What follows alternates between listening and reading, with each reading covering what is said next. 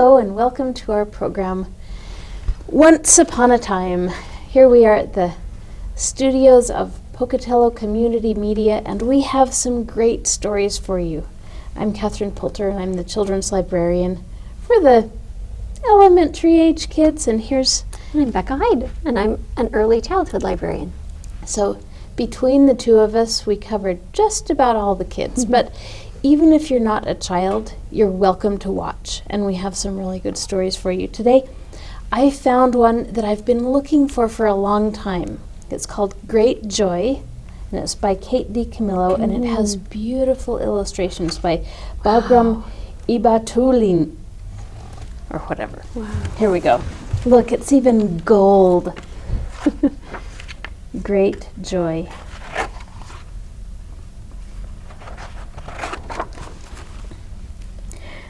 The week before Christmas, a monkey appeared on the corner of 5th and Vine. He was wearing a green vest and a red hat, and with him was a man, an organ grinder, who played the music for the people on the street.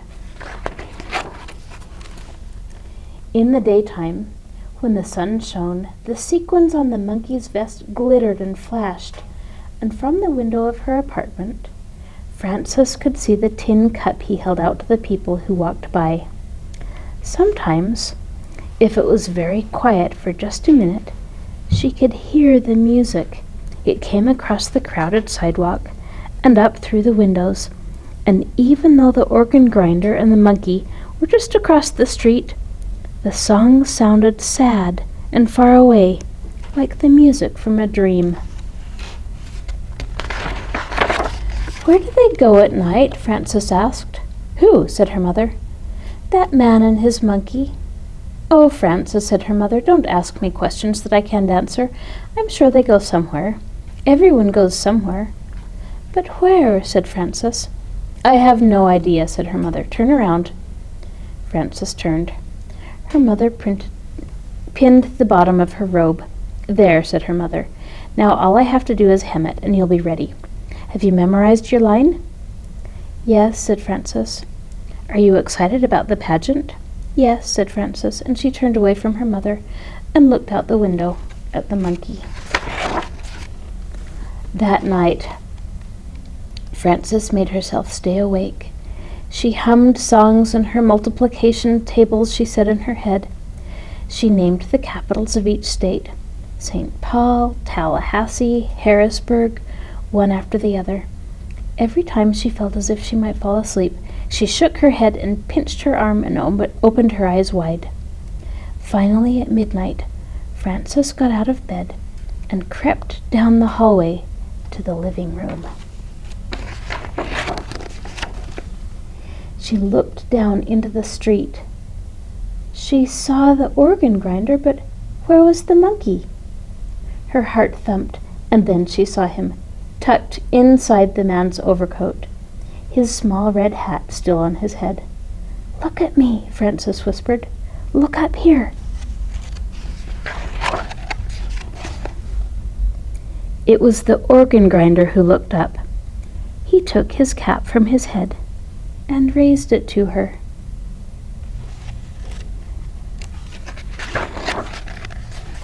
"They sleep on the street," Frances said the next morning, "even when it snows." "Oh, Frances," said her mother, "maybe they could come for dinner." "No, they can't come for dinner," said her mother. "Why not?" "They're strangers, that's why. Eat your breakfast, Frances. You've got a big day ahead of you." All that day it snowed, but by evening, in time for the pageant, the sky cleared. The snow was so deep that Frances had to wear her boots for the walk to the church.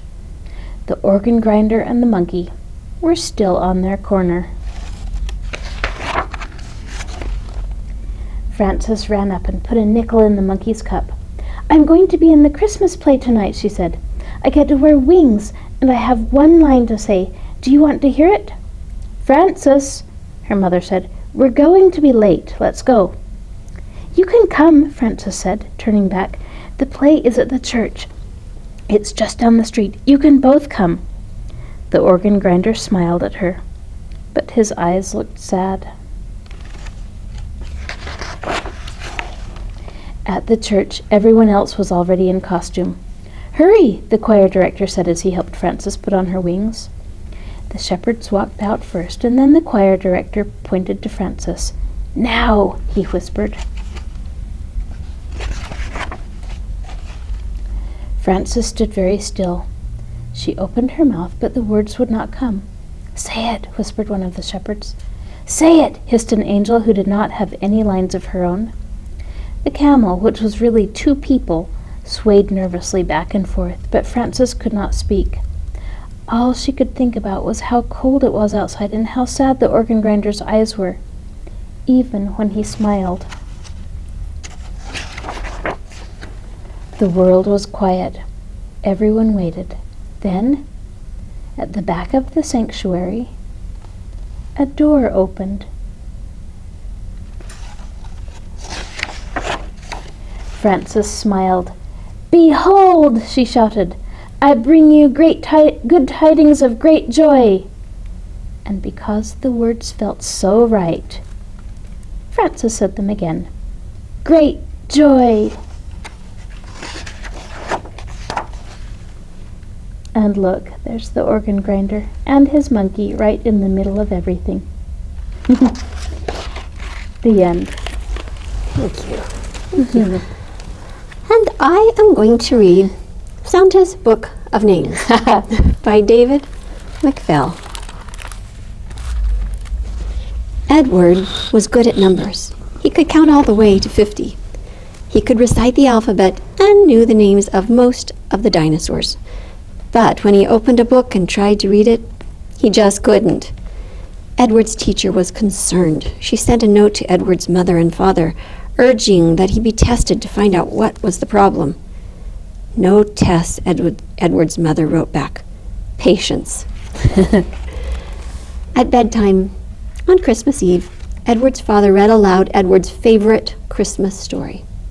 In the story, Santa Claus delivers presents to boys and girls around the world.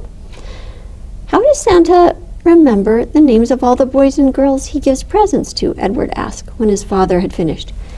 "And where they live, and what toys to bring them?" "He must have a good memory," said Edward's father. "Or maybe he has it all written down in a book," said Edward's mother, as she came in to say good night. After his mother and father had kissed him and turned off the light, Edward took his flashlight from under the pillow and tried to read the story himself. He wanted more than anything to be able to read, and he almost could. Almost, but not quite. Just as he turned the last page, Edward heard a noise. He sat up and listened. Yes, there it was again.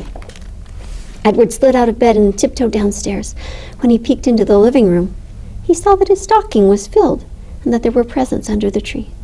Santa had come and gone, and Edward had missed him. Then Edward noticed something else, something lying on the floor right in front of the fireplace. It was a book. He bent down and picked it up. The book was thick and heavy, and probably very old, for the cover was worn and the pages were tattered. Santa must have dropped it, Edward suddenly realized. He ran to the front door, threw it open, and stepped outside. Just as he did, a long shadow passed over him and glided across the fresh, moonlit snow. "Santa, wait!" cried Edward. "You forgot your book." But in the jingle of sleigh bells and the rush of the wind, Santa didn't hear, and in an instant he was gone. How far could Santa get without his book? Edward wondered. And when Santa realized that the book was missing, how would he know where to find it? Then Edward had an idea. He hurried back into the house, quickly put on his boots, mittens, coat, and hat. He knew what letter the word book started with, so he tromped out a long, huge letter B in the snow. Would Santa see it? And even if he did, would he know what it meant? Then Edward heard the sound of sleigh bells growing closer. He looked up. High overhead, Santa's sleigh appeared. It circled once, then went into a steep dive, gliding to a stop, right beside Edward. "Hello, Edward. I see that you found my book," said Santa, who looked very much like the Santa in Edward's storybook, except that his nose wasn't round. It was pointed. That book contains the names and addresses of all the children in the world, Santa explained. Most of them I know by heart, but I can't always remember which present to leave, so that's why I need my book. Edward held the book out to Santa. "Thank you, Edward," said Santa, and gently patted Edward's shoulder. "It would be a big help if you could come along and read it to me when I forget something." Ride with Santa in his sleigh? Edward couldn't believe his ears. He stared down at the glistening snow. I can't help you, Santa," he stammered. "I can't read." "Come along anyway. You can hold the book open so the pages don't blow," said Santa. "I promise I'll have you back before dawn." Edward smiled. "Okay," he said, and he jumped into the sleigh beside Santa, who bundled him up in thick woolen robes and placed the open book in his lap. Then Santa gave a low whistle, and the reindeer lunged forward, lifting the sleigh into the crisp, clean air. From rooftop to rooftop they went. At each stop, Santa would disappear down the chimney with a small bag full of toys. Presently, they came to a great city. Skyscrapers, dark and silent, loomed around and above them as Santa made his way from one apartment to the next. 1,000,000 children must live in the city, thought Edward, and Santa delivers toys to every one of them. How he did it, Edward couldn't say. Does time slow down, he wondered, or even stop on Christmas Eve while Santa goes about his work? On they went to other cities and to every town and village in between. "I'll go wherever there's a child," Santa said. All this time, Edward had been holding the book and turning the pages so that Santa, his glasses balanced on the end of his nose, could glance over and read what was written beside each name. He read aloud, "Pablo Lopez, paint set," and "Lucy Wells, baseball mitt," and Edward followed along. They were crossing a vast ocean then, skimming above the waves, when a huge seabird flew in front of them. As they went past the bird, the tip of its wing brushed Santa's glasses and sent them spinning. Down, down the glasses fell, until with a faint splash they entered the dark sea and disappeared. "Oh dear," Santa exclaimed. "Now I really need your help, Edward. Do you think you can read the words to me?" Edward knew Santa was counting on him. "I'll try," he said. "Good," said Santa. "I was up to the 7th name on that page. Ben Hill." Edward counted down the page to number 7. Beside the name was a word that looked familiar to him. "Ba," Edward began. "That's right," Santa said. "Just sound it out." "Book," said Edward. "Book." A book it is, then," declared Santa, as he landed the sleigh and stepped out. "What's next, Edward?" Santa asked upon his return. Edward looked up at Santa. Doll," he said proudly. After that, Edward continued to read the words to Santa. And while Santa was delivering one present, Edward was getting another one ready to go. Finally, they were finished. Edward closed the book of names and placed it on the seat beside him as Santa emerged from the last chimney and took one final present from his bag. It was a book. "Merry Christmas," said Santa as he handed the book to Edward. "Thank you for all your help. I couldn't have done it without you." Then he took up the reins once more, and in an instant they were streaking through the dawning sky. Edward opened his book to the first page and stared down at the words. He must have fallen asleep on the way home, because the next thing he knew, his mother was gently shaking him and softly calling his name. "Merry Christmas, Edward," she whispered. "Time to wake up and see what Santa brought you." Edward opened his eyes. He was lying on the sofa in front of the fireplace. "Look at what Santa left you," said Edward's father as he bent down and picked up a book. "Would you like me to read it to you?" Edward smiled. "No, thanks, Dad," he replied. "Let me read it to you." And he did. The end. Oh, that's so nice. Nice book. Very nice. Okay, I chose a book because they say that on Christmas Eve at midnight, all the animals can talk. I want to be able to stay up maybe until midnight myself this Christmas and see if I can listen to my dog and cat. Maybe they will tell me some secrets. Well, this book is called Christmas Eve, and it's by Edith Thatcher Hurd, and the pictures are by Clement Hurd. It was the raven who first knew about the baby. He was flying over Bethlehem when suddenly the sky was full of angels. It was the cock who first told the world all about it. Christus natus est, Christ is born, he crowed. The curious duck in the barnyard heard the cock and quacked, Quando, quando, which means when. She wanted to know when was the little baby born. The raven, who had seen the angels, answered, Hutch not say, this night. The ox lowed in his deep, soft voice, Ooby, where? The lamb knew where and said, In Bethlehem. The little donkey wanted to go quickly to see the baby boy. Yamos, let us go, he said. Volo, I will, the calf replied. And so they went, the raven, the cock, the curious duck, the ox, the lamb, the little donkey, and the cat. They all went to find the baby born in Bethlehem.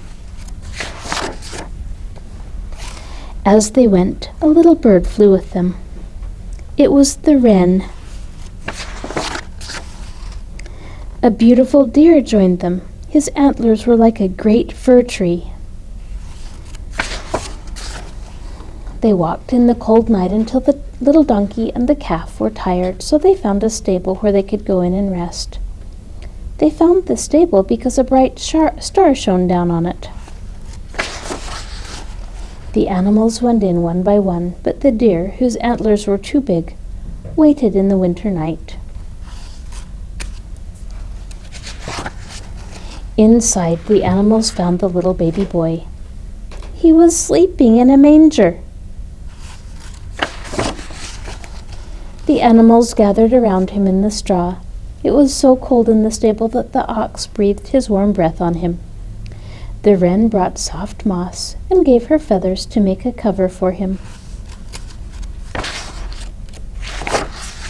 At 12 o'clock, the animals knelt down around the wooden manger. Outside, the deer knelt too. A white rose bloomed on a rose tree beside the stable door.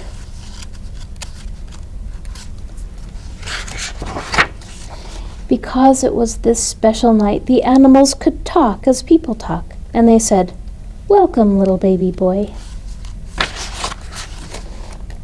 "I knew you had come because I saw the angels in the sky," the raven said. "I told the world that you were born," boasted the cock. "I knew it was in Bethlehem," the lamb said quietly. "We have all come to see you," the little donkey said. Outside, where the deer still knelt, the birds sang all night long. They sang more sweetly than they had ever sung before. The sparrows sang like nightingales. In their hive, the bees hummed a Christmas carol for the baby boy. "Lulay, thou little tiny child, bye-bye, lulay, lulay. Lulay, thou little tiny child, bye-bye, lulay, lulay." The end. Oh, that was so beautiful. Oh, I love that. I really want to see my dog and my cat say words Speaking to on you. Yes, on Christmas Eve. Hope that happens. I suspect that when we read Forever Claus, we might get a glimpse into what Santa's life is like after Christmas is over. And this book is written by one of your friends, Yes, Jamie Reeve. Yes. And Scott Reeve. and Scott Reeve. And it is called Forever Claus. Santa got down from his sleigh. He was happy. All the presents had been delivered. Children all over the world would wake up to wonderful surprises. Mrs. Claus gave Santa her favorite hug of the year. "Come and rest," she said. "You must be very tired." A few days later, Santa was sitting on a lounge chair in Bermuda. He warmed his toes in the sand. "You did a great job this year, Mr. Claus," said Mrs. Claus. She liked calling him Mr. Claus. "I knew you would," she added. "Thank you," Santa said with a laugh. "We did it." Someone was watching Santa and Mrs. Claus as they talked on the beach. It was Chester, one of the young elves in training at the North Pole. Chester knew he wasn't allowed to look into Santa's crystal ball, but he missed Santa and he missed Mrs. Claus. "I don't know if I can do it this year," Santa told Mrs. Claus. "I'm not young, you know, and there is so much to do." "I know, dear," smiled Mrs. Claus, "but I also know you'll figure it out somehow. I believe in you." Santa finished his lemonade, rubbed his hands together, and said, "You are right. We had better get started." On Valentine's Day, Chester uncovered the crystal ball on Santa's desk. "I sure do love these sugar cookies," said Santa. "It's been a hard day. The reindeer just don't want to fly this year. What can I do?" "I'm glad you like the cookies, and I'm sure you will figure out what to do with the reindeer. I believe in you," said Mrs. Claus. "Ho, ho, ho! Look at you go," said Santa. For sugar cookies. Chester made sure to look in on Santa and Mrs. Claus as often as he could. On St. Patrick's Day, Santa was worried when the elves caught nasty colds. Mrs. Claus wasn't worried. Santa flew in oranges from Florida. As always, Easter brought doubts about Santa. "So few children still believe," said Santa. "I believe in you," said Mrs. Claus, "and so do they." "Oh, of course you're right," agreed Santa. "Thank you." Santa was counting all the problems in the workshop on his fingers. Mrs. Claus hated when he did that. She held Santa's hand, gave him a kiss, and turned his eyes back to the fireworks. "I believe in you," she whispered in his ear. The months flew by with Santa catching the occasional cold. Chester watched as Mrs. Claus gave Santa oranges, listened, and believed. Finally, Christmas Eve came. Santa was prepared and excited to go when a thick fog rolled in. Chester and Mrs. Claus saw the worry in Santa's eyes. "We won't be able to fly in this terrible fog," complained Santa. "I just don't know what to do." Mrs. Claus grabbed Santa's beard, and with a forceful, but loving, tug, Santa found his nose touching hers. "I'm only going to say this one more time tonight," she said. "I believe in you." Santa took a deep breath and relaxed. A smile lit up his face. In that moment, Santa knew he could do anything. "I have an idea," he said, with new confidence. "I see a red nose. Oh, on that reindeer." Santa got down from his sleigh. He was happy. All the presents had been delivered. Mrs. Claus stood waiting with Chester by her side. Santa picked up Mrs. Claus and swung her around. "How did we ever get through that one?" he laughed. "I knew you would," beamed Mrs. Claus. Santa and Mrs. Claus walked arm in arm as Chester smiled. Suddenly Santa turned around and looked at Chester. "You didn't think I'd forgotten about you, did you?" Santa winked as he pulled a shiny package from inside his coat and gave it to Chester. "Of course not, Santa," said Chester. "I believe in you too." To Chester, who is a little naughty, but mostly nice. Oh, that's Santa. sweet. His own crystal ball. Oh, that's so nice. Good. The book that I have now is called Tumbleweed Christmas. It's by Elaine Ferguson and illustrated by Tom Sully.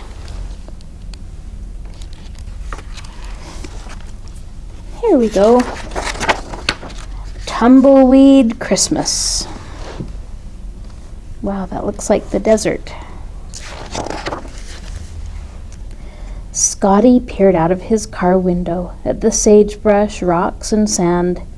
He wished for the millionth time that the long drive through the desert would be over. Scotty and his mother were on their way to his grandparents' house for Christmas, where they would have turkey with chestnut dressing, a big evergreen tree filled with sparkling lights, and brightly wrapped gifts stacked high underneath the tree. He could hardly wait. Suddenly, Scotty heard a loud kaboom, kaboom, kaboom, kaboom. Their car began to jump and shudder. Smoke curled from the engine. "Oh no," Scotty cried, pointing to the smoke. His mother quickly pulled to the side of the road. When she lifted the hood, stinky gray clouds filled the air. Waving smoke from her face, she said, "I don't think I can fix this. We'll have to wait in the car till help comes." "We can't get stuck out here," Scotty wailed. "Tomorrow's Christmas." "It'll be okay," his mother answered, but she looked worried as she reached into the glove compartment and pulled out a red flag. She tied it to the antenna. Soon a rusty tow truck pulled up behind them. "Dry Bean Motel and Towing," Scotty read from the side of the truck. "Looks like you've had a piece of bad luck," the man from the truck said. "My name is Jasper." He held out his hand for Scotty to shake. The skin on the back of the man's hand was crinkly, and the palm was as tough as a boot. "I can see I'm going to have to tow you to the Dry Bean." Scotty crossed his arms. Dry Bean did not sound good. Not good at all. After they reached the Dry Bean, Jasper oohed and humphed under the hood. At last he looked up and he said, "I'm sorry, folks. I'm not sure how long this'll take to fix. It might take a spell." Wiping the grease from his hands, Jasper said, "I'll do my best to get you on your way, but just in case, you're always welcome to stay at the Dry Bean." Scotty looked around him. His heart sank. Would he have to spend Christmas at the Dry Bean? The Dry Bean didn't have colored lights on the roof. The Dry Bean really did look like a dry bean.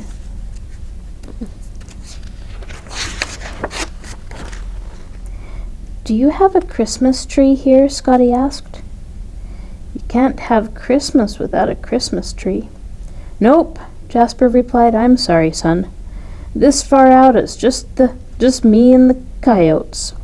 He scratched his head. "Truth is, I haven't had me a tree in years. I almost forgot about that part of Christmas." Scotty blinked hard. "Well then, do you have a turkey? A turkey with chestnut stuffing?" Jasper shook his head again. "Nope. But I just might be able to rustle up a can of Spam." "I wasn't expecting company for the holidays," Jasper said, tipping his hat back on his head. "I guess I don't pay much attention to Christmas fixin's, but I tell you what, Scotty, why don't you come with me?"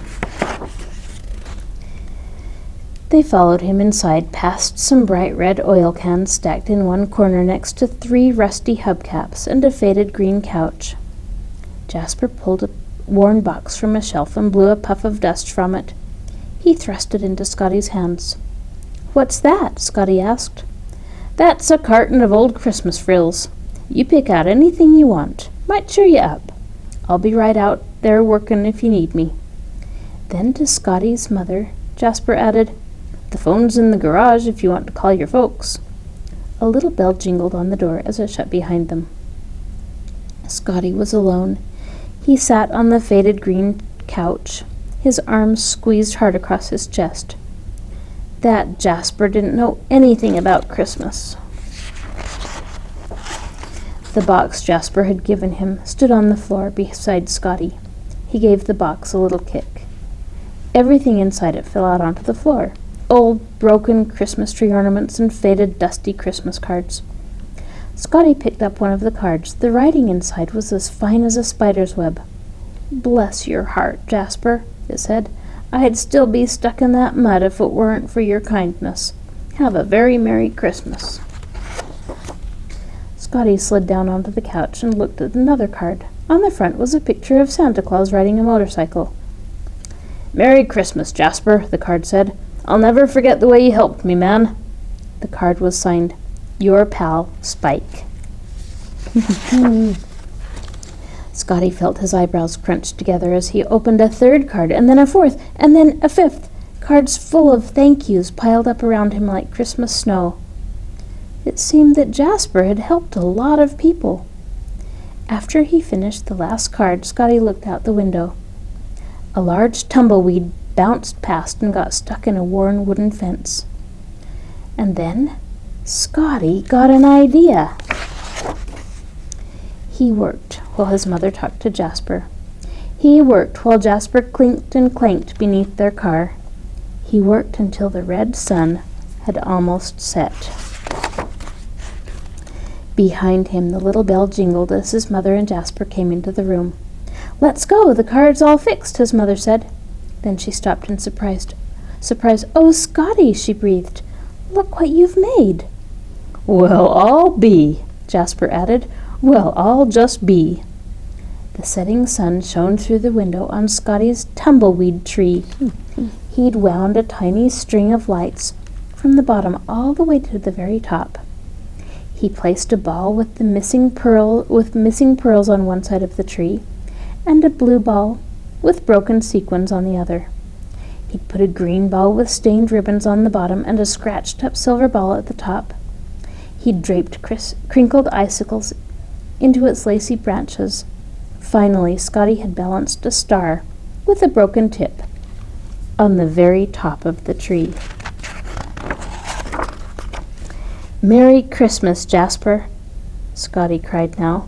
"Merry Christmas to the dry bean. Why, that's the prettiest Christmas tree that ever was. There's not a fancy tree in the world that's as beautiful as that tumbleweed tree." Jasper swallowed hard. The sky was fading when Jasper wiped the last of the dust from their windshield. "Mom says we can stop here on the way back," Scotty told him. Suddenly he didn't want to leave. "Can you come with us, Jasper?" Scotty asked. "Well, now, wouldn't that be nice," Jasper answered, "but I can't leave here. Someone might need me. Someone might need my help like you did. You folks go on and have a wonderful holiday. So long, Scotty." As they drove along the straight highway, a pale star appeared in the darkening sky. Just then, a tumbleweed rolled across the road. Scotty's mother said, "Don't worry. We'll be out of this dry old desert soon." Scotty looked at the sagebrush, rocks, and sand stretched all around them. He smiled and pressed his face into the glass. That's what he could see. The desert looked like Christmas. The end. Oh, great book. Sweet, huh? Thank you. One of the most beloved illustrators in children's literature is Susan Jeffers. Yes. And in 1984, she illustrated this book using the words of the traditional Silent Night Christmas Carol. And they really are beautiful, beautiful illustrations. And here are her drawings with words. Silent night, Holy night, all is calm, all is bright. Round yon virgin mother and child, holy infant so tender and mild, sleep in heavenly peace, sleep in heavenly peace. Silent night, holy night, shepherds quake at the sight, glory stream from heaven afar, heavenly hosts sing Alleluia. Christ the Savior is born. Christ the Savior is born. Silent night, holy light, guiding star, lend thy light. Some new words. See the eastern wise men bring gifts and homage to our King. Christ the Savior is here. Jesus the Savior is here. The end. And more verses even. Wow, beautiful. Beautiful illustrations. Wow. Thank you for singing with me, Catherine. Thank you. This next book is one of my favorites. I love The Mousehole Cat, and I think this book, even though it was written back in 1990, I think it's going to win a Pocatello Cat Award. It should. Amazing. Here we go. The Mousehole Cat, written by Antonia Barber and illustrated by Nicola Bailey. At the far end of England, the land of rocks and moorland stretches itself into a blue-green sea. Between its high headlands lie tiny sheltering harbors where the fishing boats hide when the winter storms are blowing. One of these harbors, so small it is that the entrance between its great stone breakwaters is so narrow that fishermen call it the Mouse Hole. The people who lived in the cottages around the harbor grew fond of the name, and they call their village Mousehole to this day. But they say it in the Cornish way, Mousel. But you may say it as you choose. Once there lived in the village a cat, whose name was Mouser. She had an old cottage with a window overlooking the harbor, an old rocking chair with patchwork cushions, and an old fisherman named Tom. Mouser had had many kittens in her time, but they had all grown up and left home. Her eldest son kept the inn on the quayside.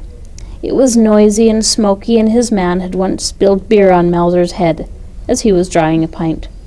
So she did not go there very often.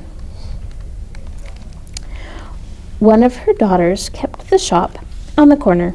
It was busy and crowded, and her lady had once stepped on Mouser's tail as she was weighing out some vegetables, so she did not go there very often either. Sometimes Mouser felt that her children had not trained their people properly. Her own pet, old Tom, was very well behaved. He never spilled the cream when he was filling her saucer. He always stoked the wood stove to a beautiful golden glow. He rocked the rocking chair at just the right speed. He knew the exact spot behind her left ear where Mouser liked to be tickled. What was more, he never wasted his time drawing pints of beer or weighing out vegetables. When he was not looking after Mouser, he passed the day in the most useful way possible. He took his little boat through the narrow opening between the great breakwaters out onto the blue-green sea and caught fish for Mouser's dinner.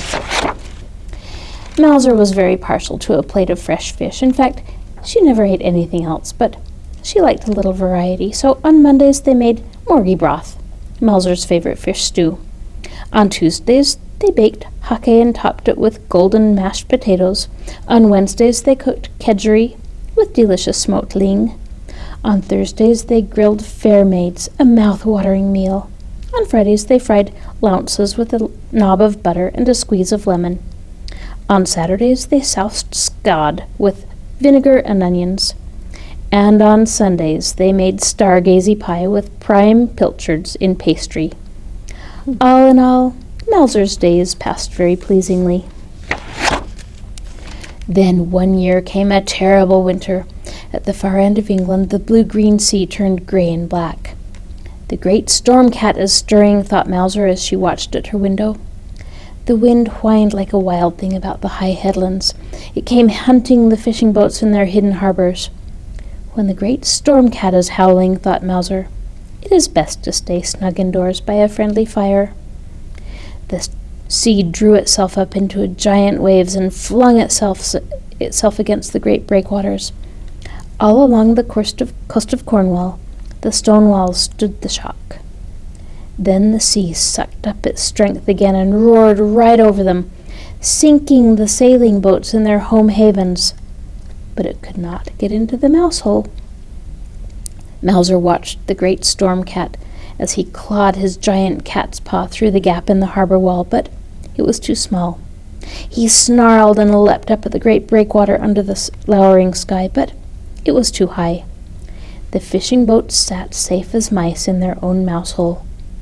But they could not get out. And because the fishermen could not get fish, there was no more food. They ate up the few vegetables that were left in their storm-racked gardens. They ate up the salted pilchards that were left in the cellars. Mouser hated vegetables, and the pilchards were too salty for her taste.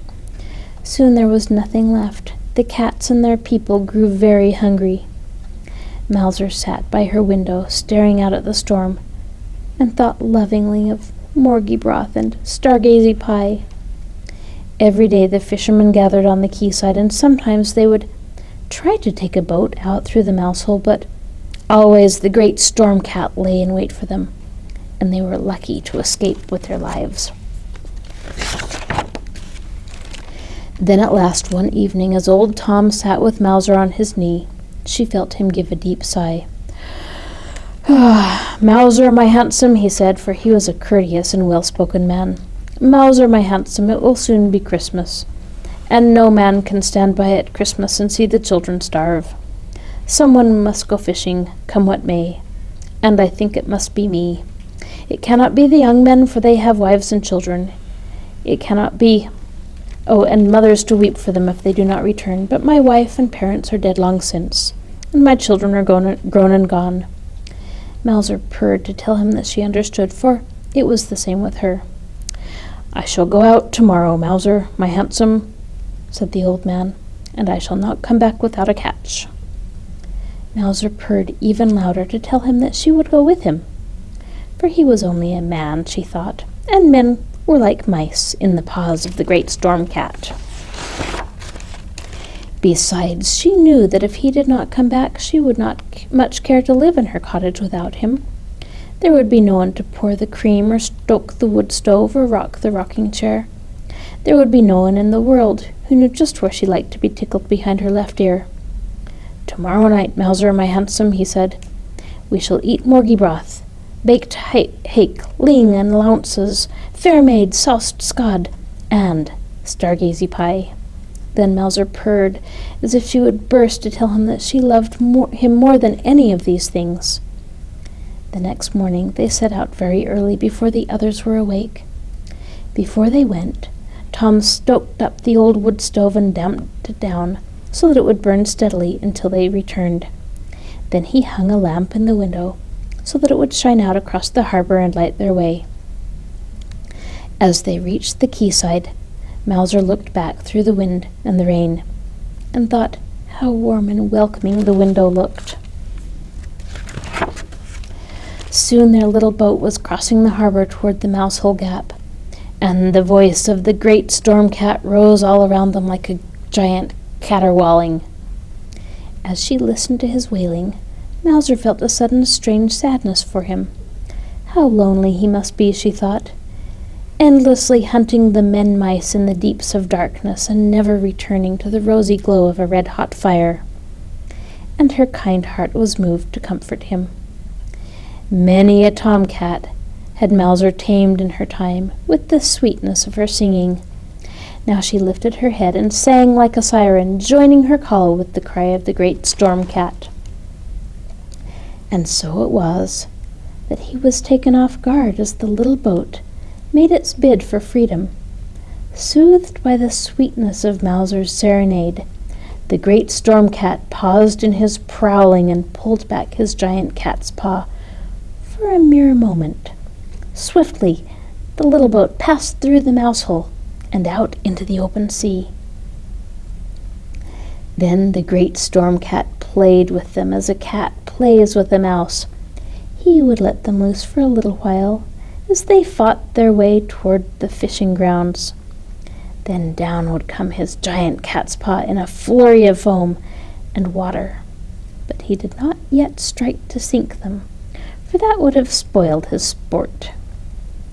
When they reached the fishing grounds, the sea was so rough that it was hard to put out the nets. "I fancy you must sing again, Mowser, my handsome," said Tom. So Mowser sang again, longer and louder than she had ever sung before.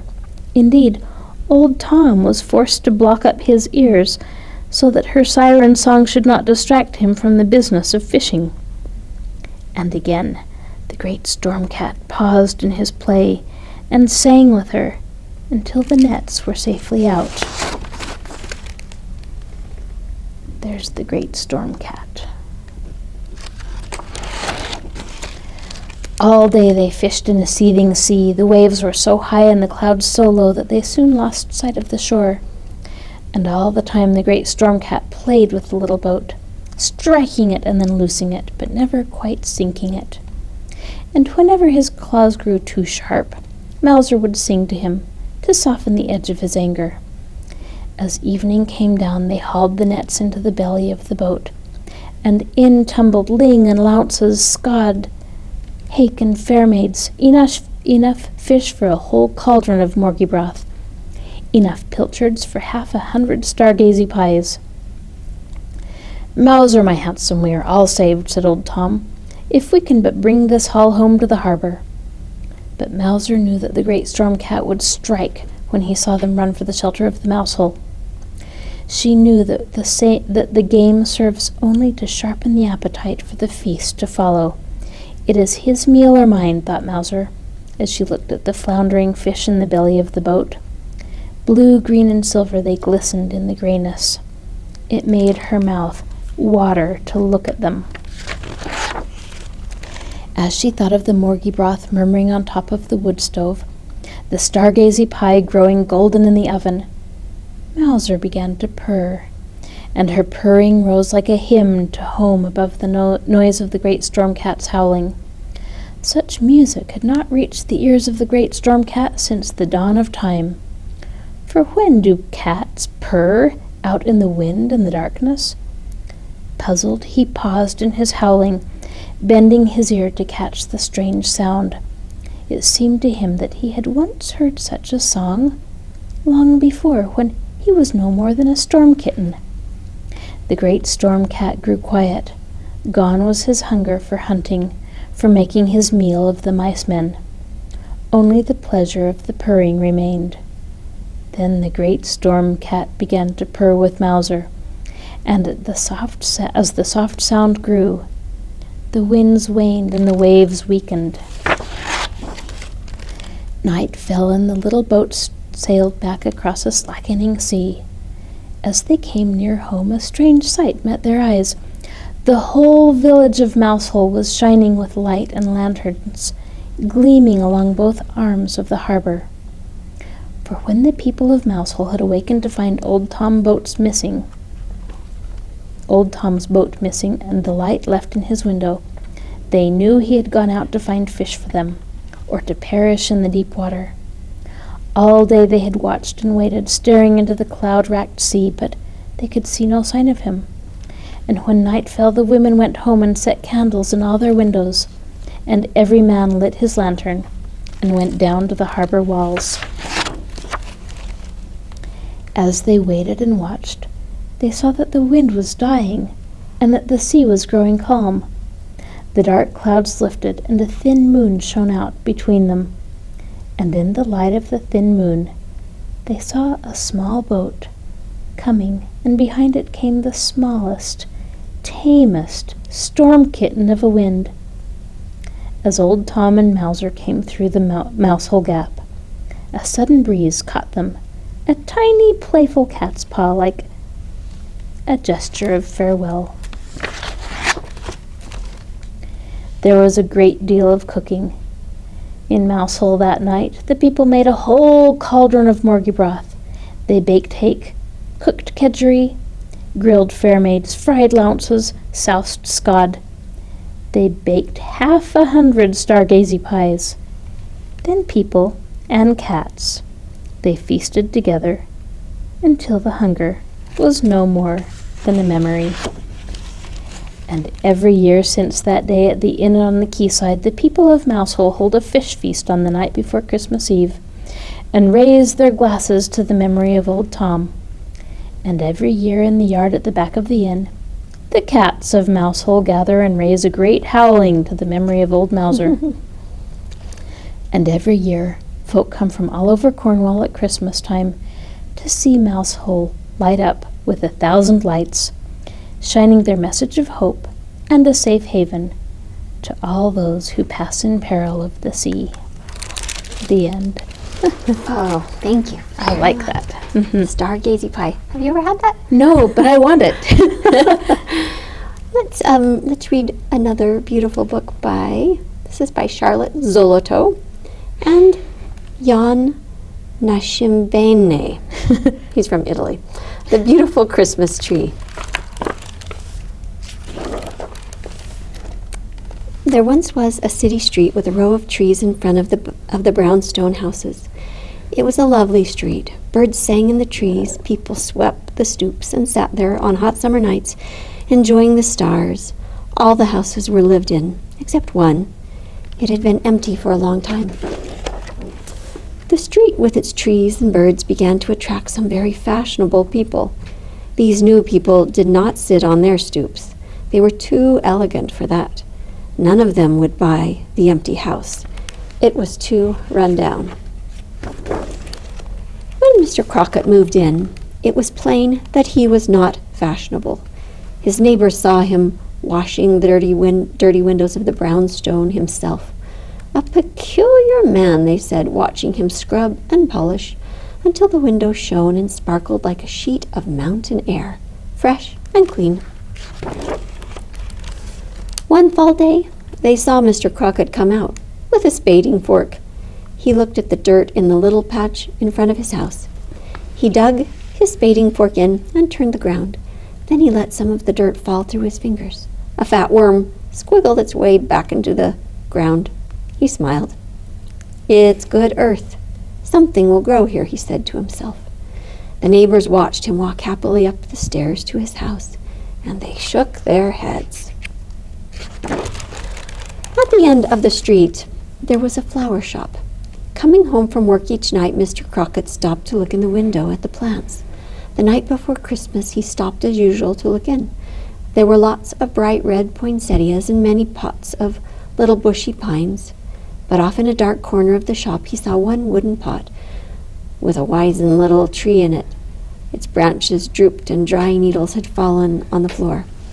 Mr. Crockett couldn't help imagining how it would feel to be that small, misshapen tree among all the straight, healthy, bristly pines.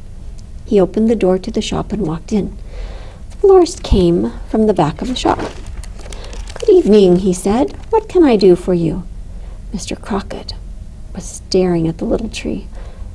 "A nice poinsettia plant," the florist suggested. "We have some beauties." Mr. Crockett shook his head. "No." But before he could speak, the flower man went on. "A potted pine. We have some lovely ones left." And he picked up one of the very bushy plants and held it out for Mr. Crockett to see. "It is very fine," said Mr. Crockett, "but the plant I want is that one in the corner." "That one?" said the flower man. "I can't really charge you for it. It's ugly." Mr. Crockett smiled. "I want to pay for it," he said. "There is an old saying," Mr. Crockett said, as the flower man counted out his change. "Beauty is as beauty does. We'll see what this plant can do." The bell tinkled overhead as Mr. Crockett opened the door to leave. Alone in the store, the flower man shrugged his shoulders. He'd have shrugged even more if he had heard Mr. Crockett talking to that tree as he walked along. "You'll need sun," he told the tree, "and I know just the window for you," he said, as though the tree could hear him. "And next spring we'll put you in the ground." Mr. Crockett knew a secret. Living things need love and care. That night the snow began to fall. On Christmas Day, when the neighbors went to church, they glanced at each beautifully decorated tree in the window of each brownstone until they came to Mr. Crockett's house. There was a brown pot in the window with a stick of a tree, crooked and almost without needles. "Awful!" they exclaimed. Winter passed. The birds who flew south in the winter came back in the spring and joined the birds who had stayed. One warm evening, Mr. Crockett came out again with his spading fork. He looked and loosened the earth in front of his house once more. He dug a deep hole and filled it with water. Then he brought out the stick of a tree. Carefully he lifted the little pine out of the pot and set it gently in the hole. Then he poured more water around it so the roots floated. Then he packed the earth down around until the little pine stood firm in its new home. The neighbors watching through the window thought he was strange. "Stay away from that man," they told their children, and the children did, except for a little boy named David, who liked the good things Mr. Crockett did. One evening, Mr. Crockett noticed a small sparrow hopping about near his pine tree. It pecked the ground, searching for food, but there was nothing there. And the next day, Mr. Crockett brought out a bag of breadcrumbs and sprinkled them around the tree. Spring grew into summer. The hot sun beat down on the little tree. Mr. Crockett watered it each night, and summer slowly turned into fall. Then the autumn wind turned cold. More needles fell off the little pine tree and blew down the street. Mr. Crockett put hay around the base of the tree to protect it. The first snow came. It powdered the street white. It covered up the steps of the brownstones. It clung to the branches of Mr. Crockett's little pine. But the hay kept the tree's roots warm. The neighbors shook their heads when they saw Mr. Crockett sprinkling breadcrumbs in the snow around the pines. "Foolish man," they said. At last, winter was over. The sun grew stronger and the days were longer, and the smell of spring blew in the soft country wind. Mr. Crockett took away the hay. The little tree was covered with clusters of blue-green needles that framed the dark green branches and made a shadow like an etching on the stoop of Mr. Crockett's house. The neighbors didn't notice. They didn't notice either that their own trees weren't quite as full as they used to be, and that there were not so many birds nesting in the branches of their trees. They didn't notice or see that with the sparrows came red cardinals and their orange brides, grackles, and a large white mourning dove, all to eat at the food Mr. Crockett had put out. The neighbors didn't notice that the pine tree was growing taller and that everything about Mr. Crockett's brownstone shone clean and cared for. The children did notice, especially David. He would stop on the way home. And some evenings together they came and sat next to each other while the birds sat together. The summer passed and fall came, and the fall passed and winter came, and several years went by. David was growing into a young man, and Mr. Crockett was older too. His curly beard was white, and his shaggy eyebrows were white. On a Christmas Eve, years after Mr. Crockett had moved into the street and brought his tree, it began to snow. It snowed all night, covering the steps of the brownstones. It covered Mr. Crockett's house. It clung to the branches of Mr. Crockett's strong pine, and when it stopped snowing, the white world sparkled like crystal. The carolers who usually passed almost went by, but David stopped them. "We'll sing here too," he said, and they sang.